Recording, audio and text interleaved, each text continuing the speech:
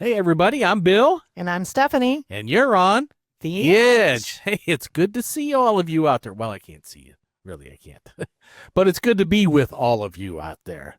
Welcome back to The Edge. We got another great one today, honey. We do. Yeah, we do. And we're looking forward to this one because our guest today shares something in common with Stephanie. Yeah, she's my hood sister. Yeah. Yeah, all of you people from New York tuning in. Yeah, shout out to all y'all there in New York and, New Jersey. We will be talking about y'all's digs here for a little bit probably. And then also all y'all in Florida. You're going to want to pay attention to this one because this person has a lot to do with the Justice Center in Florida. Yep. So we're looking forward to that. But before we get to all of that, we want to do a special shout out to a friend of ours. His name is Vincent Williams. Vince, brother, yeah, we got both of your letters, brother. We appreciate it. Got your picture. In fact, we'll probably put it up here for everybody to see. And we even included a poem. Yeah. And it was a tribute to our prior director, David Gunter. Yeah. And I think we should read it at our 25th anniversary celebration. Oh, that's a good idea. For all our volunteers and like that. Donors that are there. Yeah, we'll do that. And we also want to get him hooked up with Teresa and Teresa and Michael Sturrock, who are coming on from True Christian Magazine. Yep. Maybe get some stuff published. Yes, yeah, maybe you can get some stuff published on there with some of your poetry. So we'll take care of that. Mm-hmm. But, one of the other things that I wanted to do a little shout out about is a friend of ours by the name of Jimbo, who we've talked about before, Jimbo Burton. He saw parole. We want you to know you're in our prayers. Yes. In fact, we've gotten several letters from men and women who are in parole review. We want you to know we lift you up in prayer. We pray the best for you. But we also want to apologize to Jimbo and also to Lyle. We owe them an apology. And probably several others as well, because we made them cry. Oh. And I apologize for that. But yeah, the Mother's Day episode was kind of a tearjerker. Happy Mother's Day. Go have a good cry. Well, though, we're thoughtful in what we bring forward. So it's not necessarily a bad thing when it stirs emotion. No, that's true. Yeah. And, when it stirs up that love in your heart and that longing for family, we understand that. Yep. And we all wish we had done better. You don't have to have been in prison to wish that you had done better. Exactly. We want people to be proud of us and to love us. And so we share that as well. And so I just wanted to bring that up. Growing up, when I had... I thought I only had two sisters. Yeah. Surprise brothers. But I always wanted a brother, right? I always wanted a brother, a big brother. Now I've got several hundred brothers. So you've got. It's an amazing thing. Great. Yeah. And I'm just glad that they weren't around when I was a teenager. I would have never gotten married. You'd have never had a boyfriend. Over. Yeah. Stay away from her. We're now. What you thinking there? Think again. Yeah, think again. Well, with that, we're gonna bring on our guest because she's a doozy. Yeah, and we want y'all to meet her. So stay tuned. We'll get to our guest today right after this. She loves it when I do that. Oh, yeah. Air guns, just so contemporary. It doesn't say cheesy at all. No. All right. God bless. We'll see you on the other side.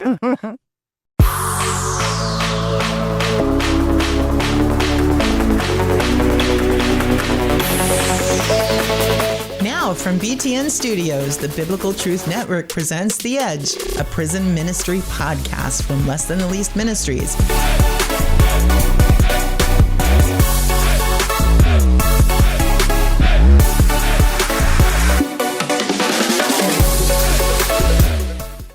Well, we're very excited, as we told you in the teaser here, Yep. that we have as our guest today Jessica Younts.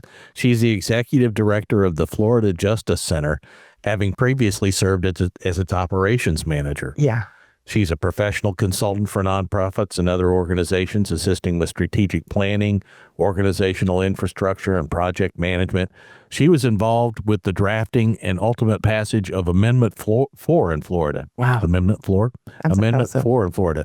That eliminated the lifetime ban on voting for people with felony convictions. Wow. And instantly, when that passed, it re-enfranchised nearly 1.5 million people with past felony convictions. And I'm sure that number is much higher now.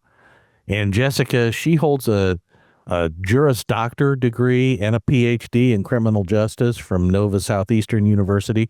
And she got her bachelor's in your neck of the woods at St. John's University. Yes. New York. We warned them for our brothers and sisters in New York that we had a kindred spirit coming on. And with that, we want to welcome to the show, Jessica. Welcome to The Edge. Thank you so much for having me. I'm really excited to be here today. Oh, well, we are excited to have you. You know how you meet people and immediately you know you're going to click? Yeah. That's how it was for me with Jessica. Yeah, we were going to do this the other day, and we had some technical issues, and so we had to postpone that. And during that little brief time together, Jessica and Stephanie talked for several minutes about their shared history in New York. And I love bagels. Yes. Being in bagel deserts. We're both in bagel and pizza I deserts. was going to say, don't forget the pizza. Yeah, exactly. Yeah, the New York pizza. And The few things we all got to run to the second our feet hit the ground there. now my time in New York, that was back in the 80s. I lived in Manhattan for a whole year one summer. and I fell in love with Carnegie's Deli. Yeah. I loved Carnegie's Deli. I had Yeah. a lot of good meals there. It's just Carnegie Deli, honey. Oh, Yeah. But it's okay. no S on You you. let it slide. No, Yeah, no, thanks. it's I'm not a not true weird. New Yorker. It's true. I admit that. That's obvious. And then And dirty water dogs. Gosh, they're the best. Even though you watch the vendors sweating right into the thing the whole time and they're serving them dirty water dogs. and there was some restaurant near St. John's that you guys talked about. Some hangout. The Sly Fox. That's the bar, yeah. The bar. The Sly Fox Inn. It's a restaurant. It's a restaurant. Yes. What Oh. bar? There's a bar in it. Well, heavens, they serve beer at Chipotle. That's right. There you go. Yeah. So anyway, back to the program. Anyway, back to the program. So all y'all in New York, you got a kindred spirit there with Jessica, and those of you in Florida, obviously. So Jessica, tell us a little bit about your history, how you got involved in, what interested you in getting a JD for one thing, Yeah. and studying criminal justice for another, and then how that led you to the Florida Justice Center. Tell us a little bit about your journey. Sure, of course. So I have a felony conviction from almost 25 years ago. I was at St. John's at the time. And when I got home, I just knew that going through the system myself at such a young age, I really just wanted to make sure that basically people had access to good defense and, not ever being involved in the system before. I didn't know, how to navigate it. My father didn't know how to navigate it. And, we didn't know where to turn for resources. And then going through this, he actually cashed in his retirement at the time to try to pay for an attorney for me. And that was a lot because I actually got in trouble because I didn't want to ask him for money. I had a roommate who stole my identity and he told me not to move in with her. And I didn't want him to be right. And I made a bad decision and ended up getting arrested. And that changed the rest of my life. But I think everything happens for a reason. The impact that I've had in this space is, monumental. I'm grateful for every opportunity, even the struggles, because it brought me here. Absolutely. I hear that 100%. Yes. She said, absolutely. You told me you were going to start saying exact. Well, look, are we recently posted a Mother's Day video with a testimony or a lesson from Mark Murrow. He's a former wrestling champion who now talks to at-risk youth. And one of the things he said in there is, show me who your friends are and I'll show you your future. Yeah. And it sounds like that is a very true statement for you and your past now, not your future, but certainly from where you were at the time, you could have foretold where you were headed, huh? So I understand that completely. I have children, so I get it.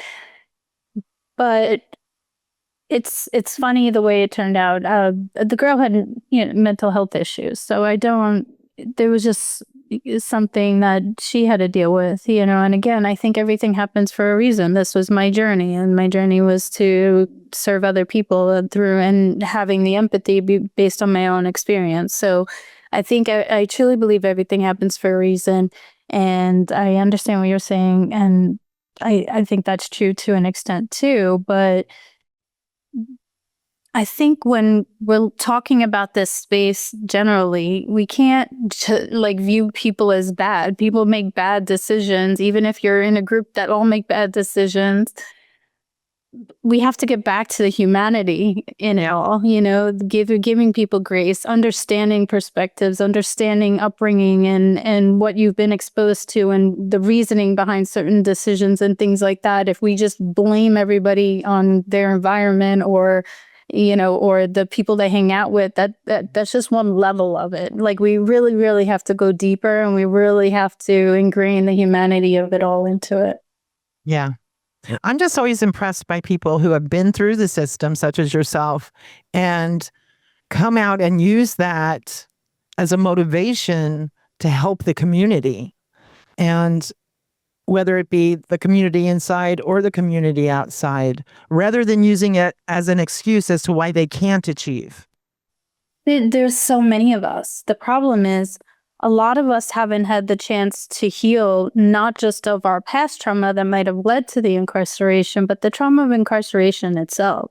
And we step right into this space because we don't want anybody else to experience what we went through in the system alone, and we're jumping right into the work. And nonprofit work is hard. Service work is hard between trying to get funding and the burnout and everything that comes with it. But we're so dedicated because we know what we went through, and we just don't want other people to go through it. Yep.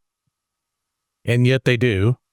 And it is hard to turn that mess into something useful.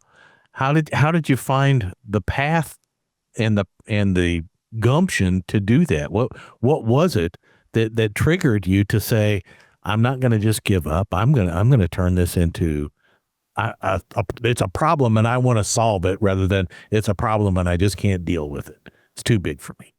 I think that answer for me is twofold. So for one, I don't have any hatred in my heart for anybody, even people that have harmed me. If anything, I just don't want it to happen to somebody else. But, and forgiveness is a part of a healing process too. So if I hold on to all of that, then I could be miserable. I could turn to, drugs or alcohol. I never had that issue because I really have a spirit of forgiveness, because I know none of us are perfect. So part of it is just, forgiving and moving past. And the other part of it for me was everybody just kept telling me what I couldn't do. And I know a lot of people have support in this space, especially now because we've come a long way. But for me back then, especially being a female, I just kept you can't go to school. You can't do this. You can't do that. Every single time someone told me no was the motivation to prove them wrong. I understand that. I'm cut from the same cloth. Don't tell me what I can't do. Challenge accepted. Exactly. Exactly. So that was definitely part of it. And I was asked that question recently at an event I spoke at, and it was amazing. And it's wonderful to hear all the support stories and that one person who made a difference. I did have a couple of people in my life that had stepped in, and I think they were both nuns. When I was on pretrial, I was still going to St. John's. I had a ankle monitor on, which was interesting. And I was failing Spanish, and she just was like, nope, you're not going to fail. And, it was just so nice to have somebody. And then when I think I was in like 10th grade, and I had dropped out of high school, and one of the teachers was like, no, you're going to make it through 10th grade if I have to come to your house. And she did. And so those two people really stand out for me. I mean, it wasn't on my incarceration journey or post-incarceration that I had that support, but I did have people in my life. So I know what that's like. And so to hear those stories, I was like, oh, we're going to make sure you get into school. We're going to make sure you do this. It's wonderful. I just that wasn't part of my journey. That is amazing, isn't it?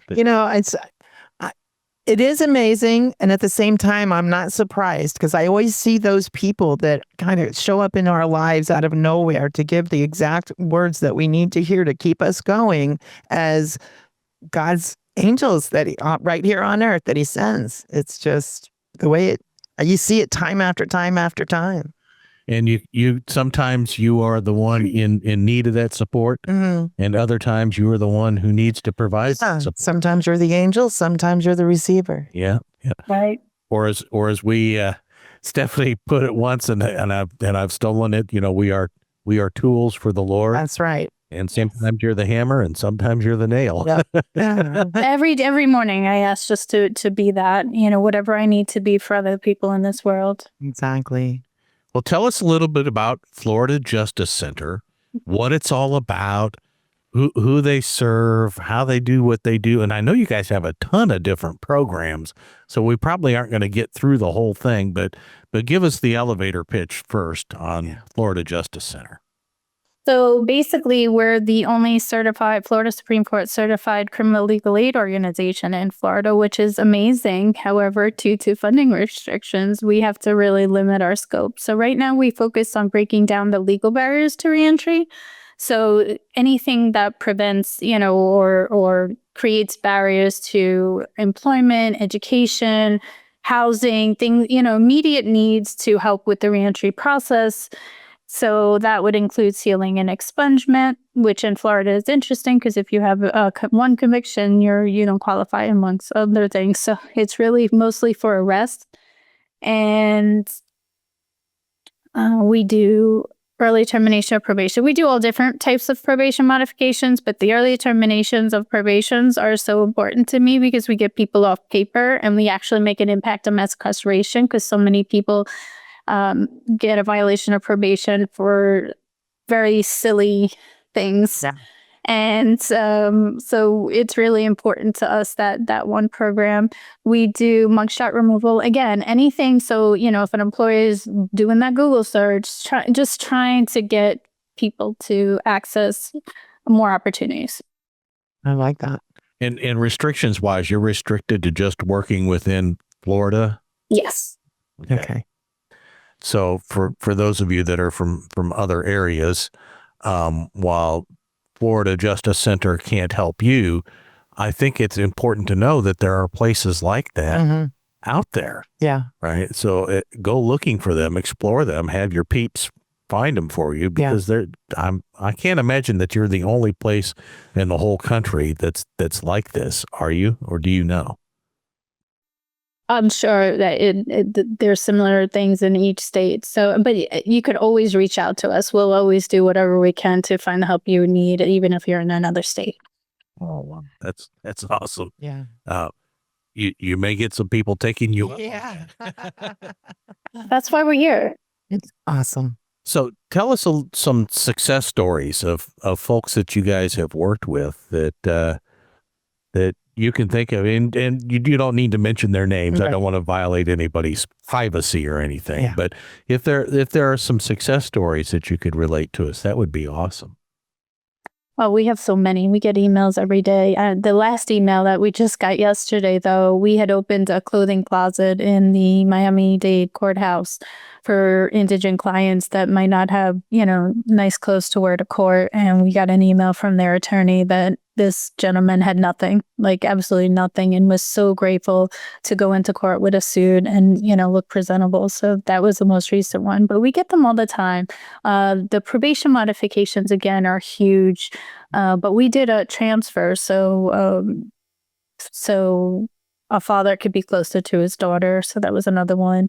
The travel for work, so modifications, so people can travel across counties and things like that. Everything there's so many restrictions placed on us when we're on paper, and then it impedes our ability to actually get to that next stage. So being able to impact that is, it helps with emotional well-being, it helps with mental health, because it's all frustrating and people don't understand that part of reentry. Stress. There's that extra added stress of having to get permission and then getting in trouble with your work because you couldn't get permission to go out of county on some, drive that you needed to take or something. We had one person that I guess was only given permission to drive to and from work, drove past, I think it was like a McDonald's or something, turned around to go to McDonald's, and I guess the probation officer was following him and VOP'd him for that.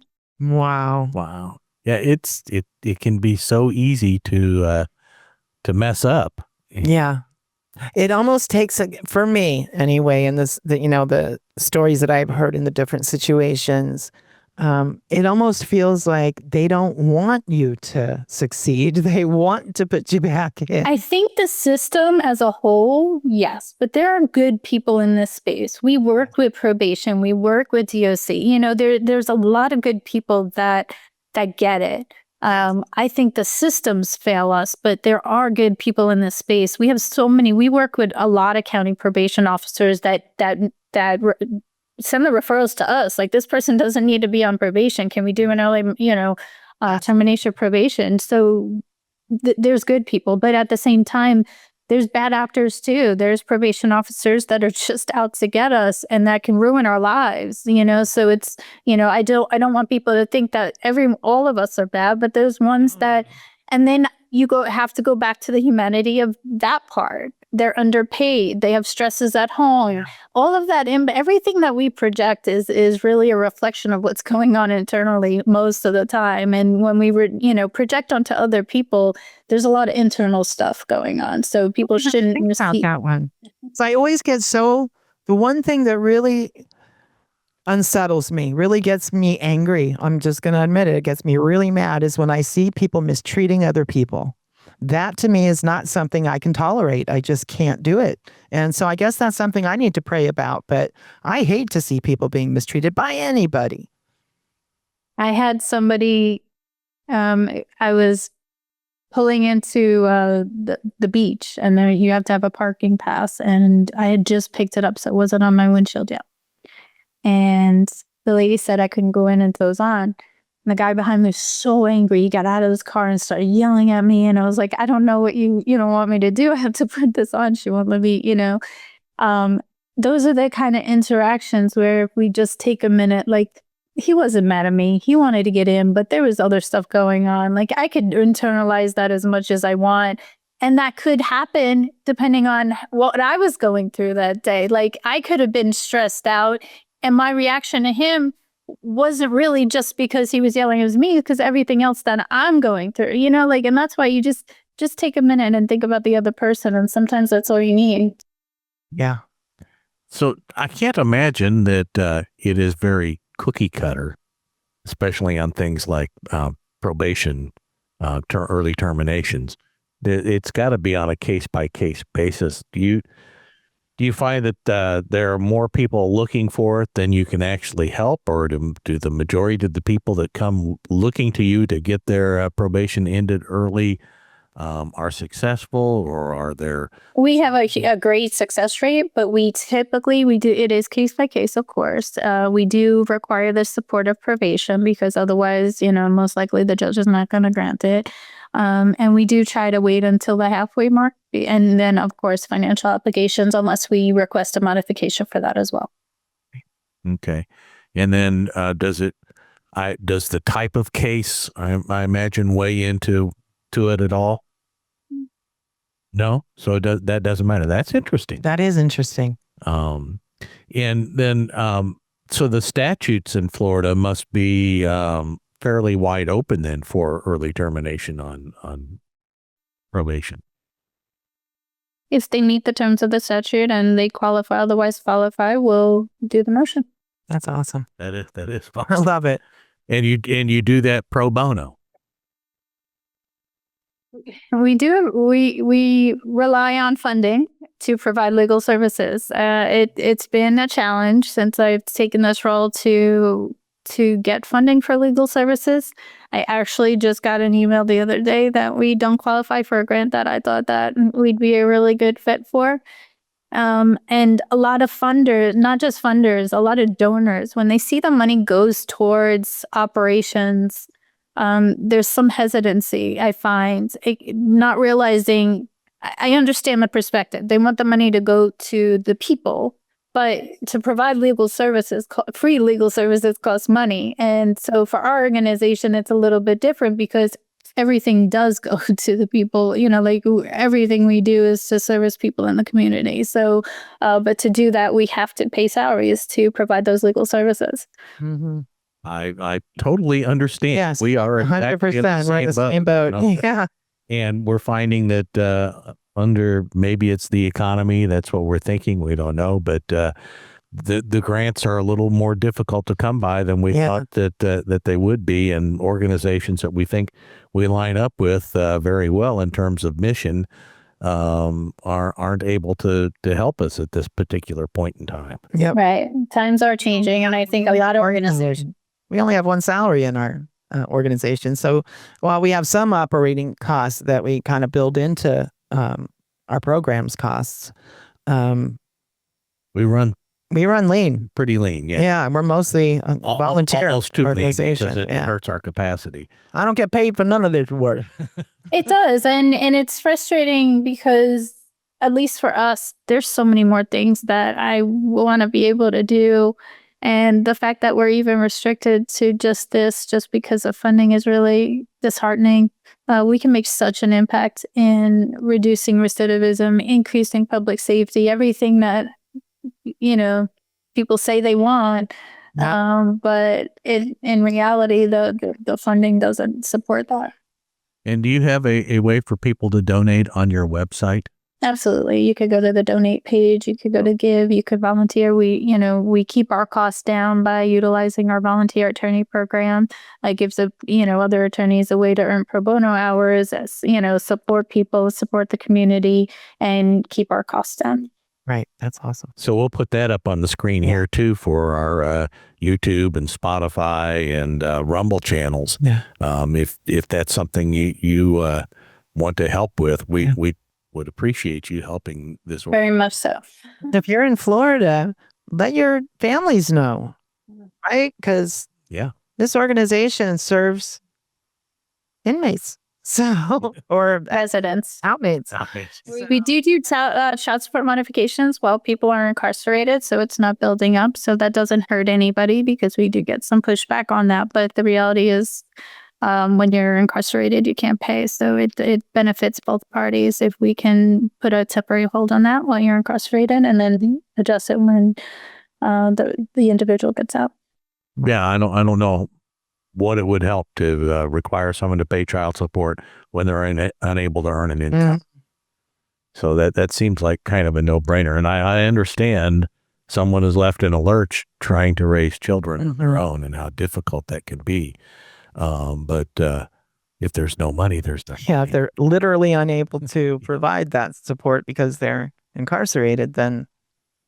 There is another program that we're about to launch that we could use either partnership or funding for, and that is for the people that would otherwise qualify for parole. So parole was ended in Florida a long time ago. So everybody that would be eligible is a little over 200 people, I believe.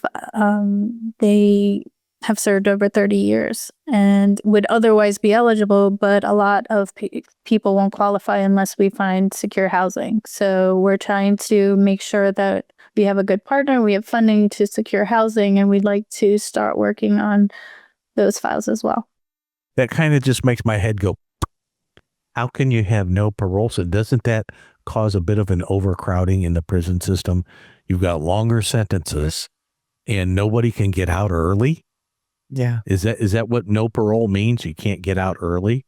Everything is it's not 10 to 20. Well, they have the gain time. There's different things now, but It's an aging population, and it just breaks my heart, because if you're otherwise eligible, people shouldn't be trying or fighting about people coming home so they don't have to be in prison in their aging years. I think another thing that I find disturbing, at least in Texas, this happens, is people are released on medical need, right? Compassionate release. But they're released with nowhere to go. They're released with, I'm having a heck of a time trying to find a assisted living. Exactly. And that's why I don't want to help anybody until we know that, their services are going to be secured, because that was a lot. You saw that with the compassionate release legislation, things like that. And I was very questionable on it, in the sense that, like, yes, we're getting people out, but if we don't make sure they have medication, insurance, their medication when they walk out the door, their, all the basics, right? And a lot of assisted livings have felony restrictions on the applications, and people weren't thinking about all of that, and it's important to consider. We need to make sure, access to food, access to basic needs. It's not just getting people out. It's making sure we can survive on the outside as well. Right. And then with the aging population comes the other struggle. Technology has changed so much. There are people that have been locked up 35 years, and you get out of prison and you want to go look for a job by taking the bus to different places and putting in applications, and that's just not the way it works anymore. Right. So if you don't have a computer and a cell phone and Wi-Fi, good luck. Yeah.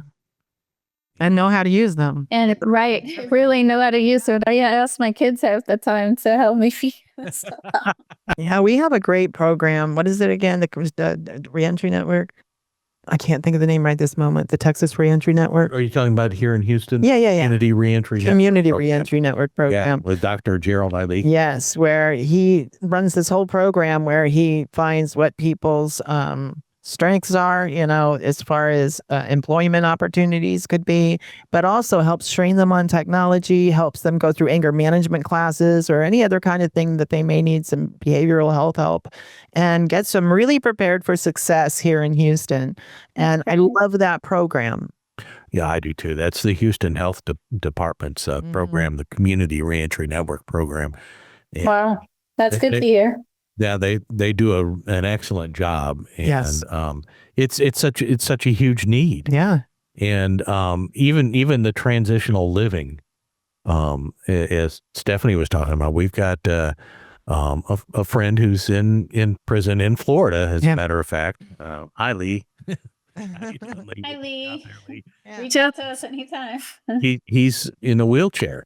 Yeah, and he wants to, when he gets out, he wants to come to the Houston area, and we're trying to find a transition home that will handle people with physical handicaps. Yeah, that needs some light assisted living. Yeah, really. Yeah, it's not that he needs help getting in and out of the wheelchair and getting in and out of bed, but he needs to have a ADA compliant place. A place that has people on staff that can get you in an emergency immediately, that kind of a thing. Not only that, but that brings up a good point that, again, is not really considered in this space. And I see a lot of organizations implementing it's not a one size fits all. Reentry is not one size fits all. You can't have a program and require everybody to do this, this, this, and this, when that person might not need that.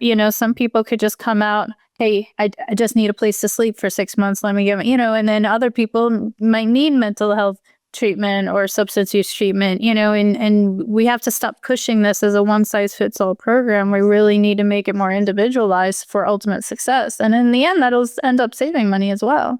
Absolutely.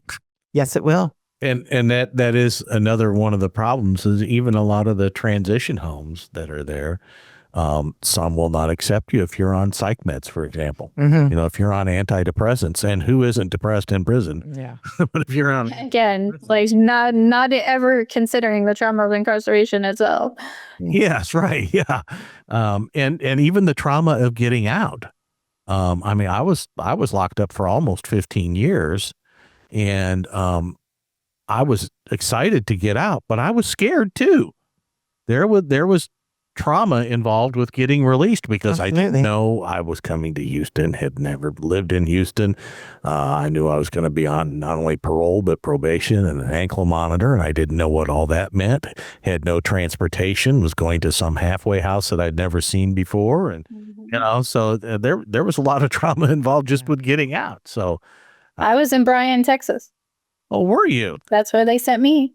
Oh, wow. Congratulations. Yeah. Yeah. Right up the road from us, not too far, College Station. Yeah. Yeah. Well, now, Jessica, we've talked a little bit about you and your background, and we talked some about the Florida Justice Center. And I can't help but think, though, you being you, I know you're kind of new to the executive director position there. But where do you see yourself in Florida Justice Center going in the next, I don't know, 5-10 years? Have you looked out and said, here's what I'd like to see us doing? Oh, absolutely. I there's so much more I already want to do right now. So it's all contingent on funding. I'd love to have a department focused on the juveniles. The immigration, I'd love to have an immigration department. Again, we could do everything from the moment of arrest to post-conviction relief. So it's really just contingent on our funding, but definitely getting into those two areas and veteran services. So our deputy director is a veteran, so we already do some veterans. We do basically, there's a lot of veteran courts, so we make sure that people have access to the legal services through that as well. And we do discharge upgrades. We can help with the benefit applications. We're certified to do that. Really just, again, I'd like to have a department, an attorney for each, a paralegal for each in each department. We just don't have the capacity right now. So that's where I see us going. I'd like, at least in 5 years, I'd like to see our deputy director take over as executive director, and hopefully I'll have my license and can practice, and I could still do the legal services. And that's where I see us. Yeah. Now, that's interesting. In Florida, the prior felony conviction does not keep you from taking the bar and passing the bar? So I passed the New York bar in 2011. When I graduated law school in 2011, I took the New York bar because I couldn't take the Florida bar because I didn't have my rights restored. So you can take the bar, but you have to have your rights restored. My rights weren't restored until 2013. So I passed the New York bar, and they ultimately denied my admission 5 years later. And I had went back for my PhD 4 years after I had passed the bar. I have all this law school debt. Yeah. And so I decided to go back for my PhD because it was taking forever for them to decide, even though I had passed, even though it had been 15 years or so since, and they ironically ultimately used my decision to go back for my PhD against me. They said I shouldn't have went back to, it wasn't fiscally responsible for me to go back to school when I owed so much money for law school. I thought that was pretty ironic, given that they were taking so long to decide. I'm a formerly incarcerated female and a single mom, all factors that impact my ability, and how much I can make. Right. And that was used against me, amongst other things. But Wow. yeah, so I'm taking the Florida bar in July. Well, we will keep that in prayer. July is just right around the corner. It's almost here. And how exciting will that be? And then you'll start practicing, but you're going to still work with Florida Justice Center. Absolutely. Practicing attorney. Is that the plan? Yes. I love it. I love it. I do too. What a smart lady. I was, like I said, that's the kind of resume that is like intimidating for me. For you, it's intimidating. Yeah. For me too. Oh, just Wyatt, I applaud you. I really I applaud you. Not everybody has the kind of determination it takes to achieve what you've achieved. Thank you. Now, if there are people who are watching this that are incarcerated and they say, gee, I wonder if the FLJC can help me. Mm-hmm. Can they write you and ask about that? Yes, we get letters all the time. Or if they wanted to have a family member fill out the intake form that's right on our website, our intake specialist gets back to people with any questions within 48 hours, so we can get answers right away. If you want to write, you can write. We respond to almost every letter. It takes time. We do get a lot of letters, so that way it does take a little bit longer, but we try to get back to everybody. Well, we will put the address up on the screen for the snail mail, and also the link for the intake form. We'll put all that up here on the screen for y'all so that you can pause it and write it all down and get it to your family, or you can write a letter to should they address those to you, or just FLJC, and away it goes, huh? Yeah. You'll all get it in the right hands somehow. Yeah. We'll talk a little Texan so you know who he is. Wow. Yeah. Well, I just want everybody inside to know that there's so many people out here fighting for you. You know, we didn't leave and forget about you. And there's so many people, when I tell you, you know, with policy change, with advocacy, with doing the grunt work here on the ground. We're all here. We're all fighting for you. And we're trying to get everybody out. I love it. I do too. What a great story too. I know. Now, for those that are incarcerated and they're saying, gee, I want to do what she did. I want to be able to make that kind of difference and do it. What kind of advice can you give them for while they're there, how they can get set up so that when they're out, they can follow in your footsteps? Absolutely. I guess mine, based on my experiences, don't let anybody tell you what you can't do.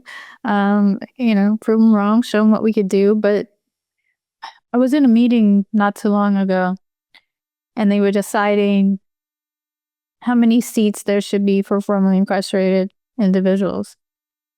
And I was thinking about that, and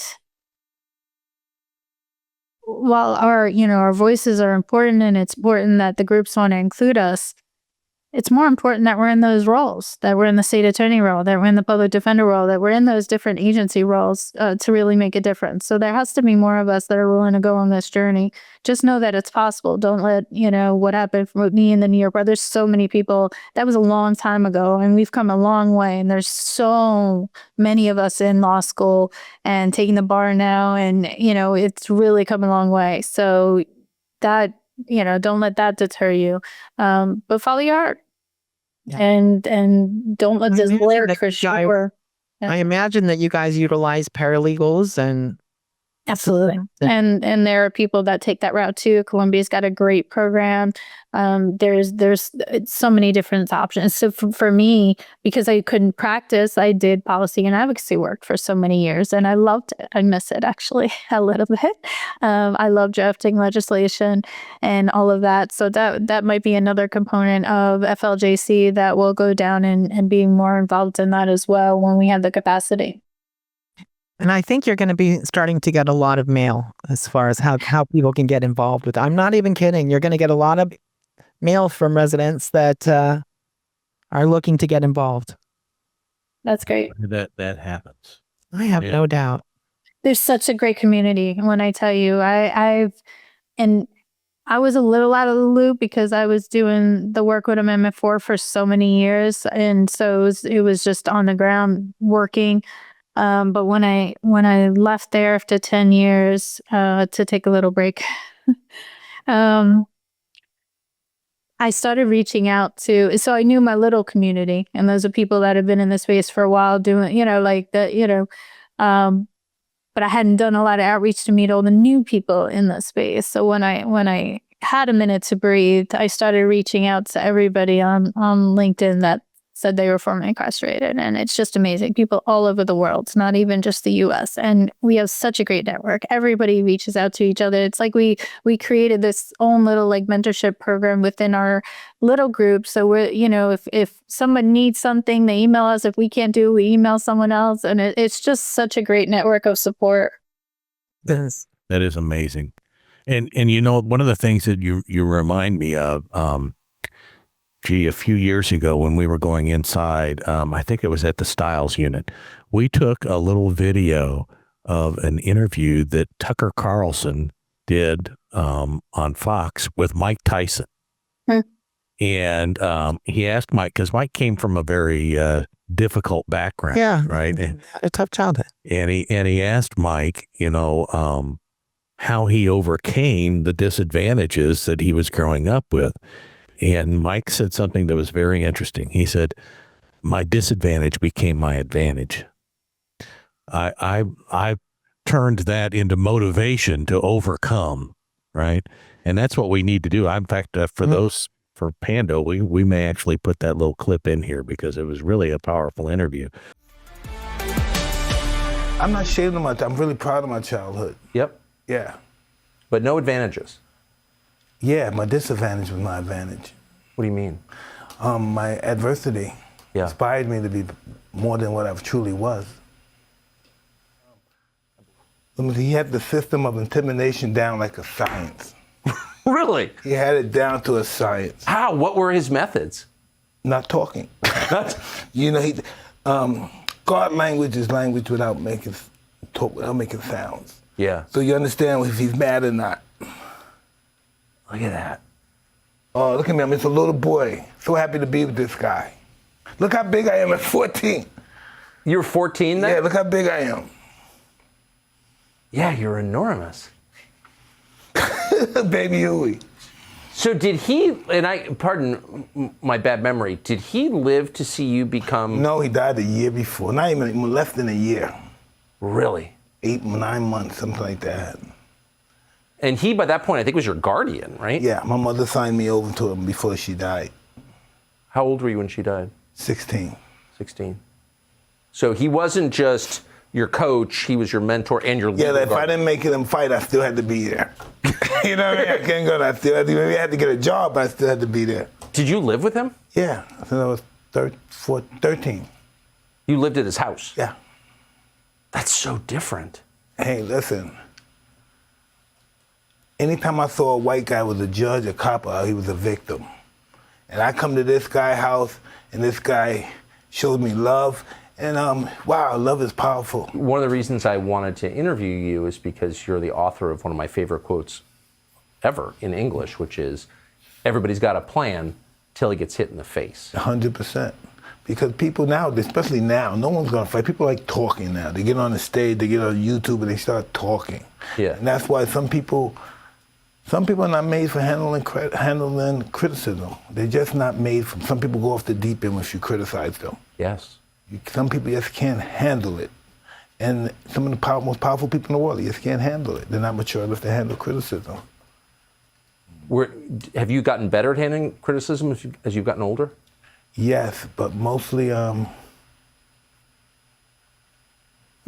but it's still, it can get even better. Sometimes I get in my head and think I'm somebody, and then I'm easily offended. But when I know I'm nobody, I could never be offended. Boy, is that a deep insight. Sometimes I get in my head that I'm somebody and I'm easily offended, and then I remind myself I'm nobody and I'm not offended. Exactly, 100%. So if if you're that well known and everywhere you go, people are sucking up to you and taking pictures with you, how do you remind yourself, as you said, that actually I'm nobody? Well, I don't know. God did this. I asked for this, and this is what He gave me. It's not like someone gave me something I didn't acquire. I wanted this life. I prayed for this life, and I received it. But that what you're saying is that very thing, right? Don't let the roadblocks come up, stop you. Turn them into a motivation that propels you. Yeah. And I understand that whole, that feeling of just being so overwhelmed with all the negativity that's going on around you that you don't even feel like you can move. So I understand, being in that space too. So we'll be praying for y'all out there that are going through that. For me, I've always been a faithful person and a spiritual person. But for me, it was, it was just a way for the enemy to try to keep me down. And I wasn't going to let that happen.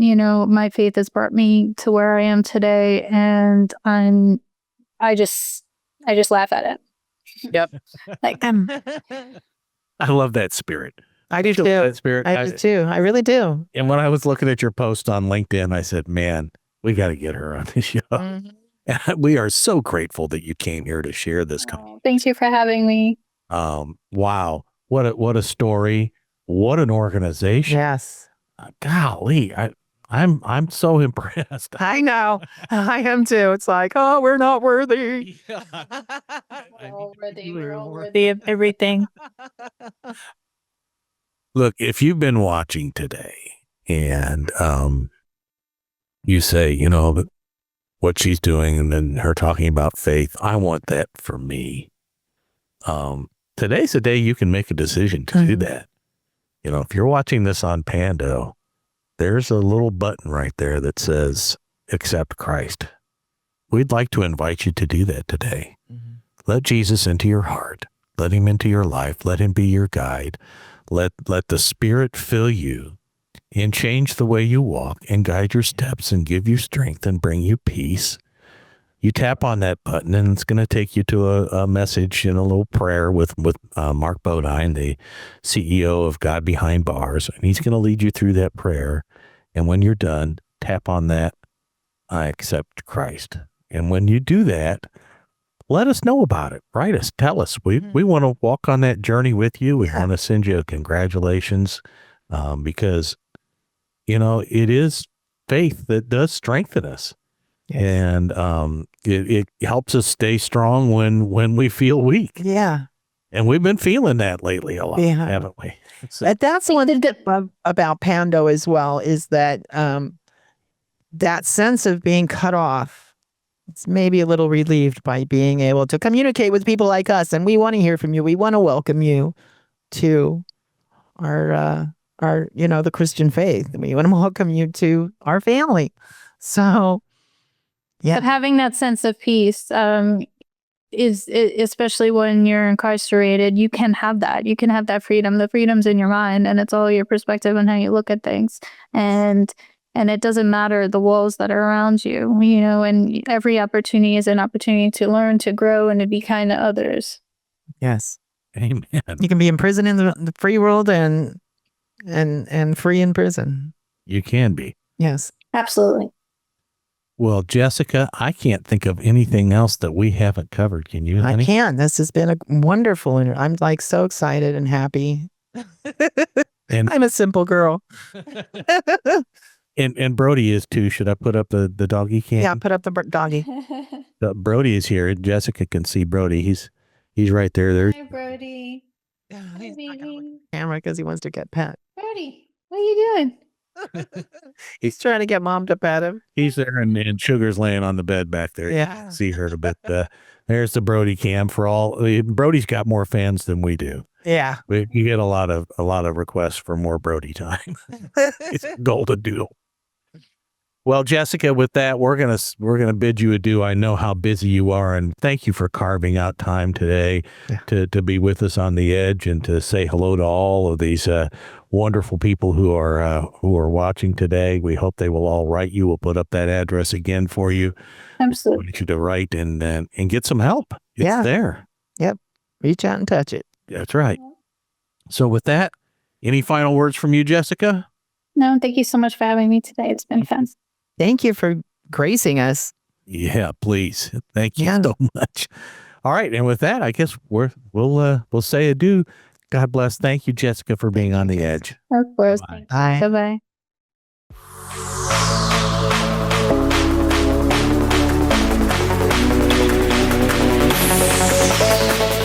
Hey, thanks for joining us today on The Edge, a Less Than the Least Ministries podcast.